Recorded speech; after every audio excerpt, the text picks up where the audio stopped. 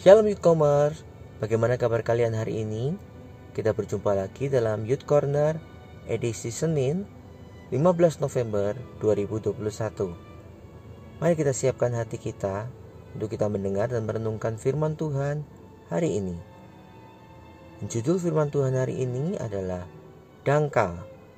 Dengan ayat bacaan firman Tuhan terambil dalam Matius pasal yang ke-13 ayat yang ke-6 yang berbunyi, "Tetapi sesudah matahari terbit, layulah ia dan menjadi kering karena tidak berakar."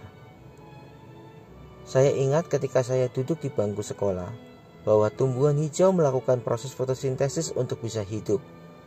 Proses fotosintesis membutuhkan adanya unsur hara dari dalam tanah, yaitu air dan mineral, klorofil, dan cahaya matahari. Ketika semua unsur itu ada, maka tumbuhan itu akan bisa menghasilkan makanan untuk pertumbuhannya.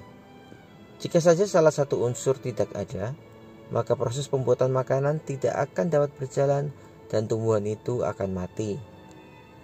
Tuhan Yesus mengungkapkan suatu perumpamaan tentang penabur. Ketika benih yang ditabur oleh petani jatuh di tanah yang berbatu-batu, yaitu tanah yang ada lapisan batu kapur di bawahnya, maka benih itu akan tumbuh, tetapi ketika matahari terbit, ia akan layu dan mati. Seperti yang tertulis di dalam ayat 5 dan 6. Mengapa demikian? Bukankah seharusnya matahari membantu ia tumbuh? Alasannya adalah karena ia tumbuh dangkal. Seperti yang disebutkan di dalam ayat yang ke-21. Ia tidak berakar kuat sehingga matahari justru membunuh dia.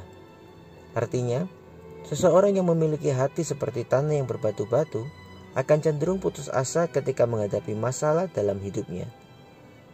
Seharusnya penderitaan atau masalah membuat iman kita semakin kuat kepada Tuhan.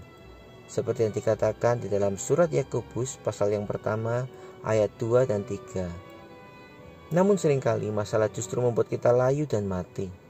Karena apa? Karena kita tidak berakar dengan kuat dan mantap di dalam Tuhan.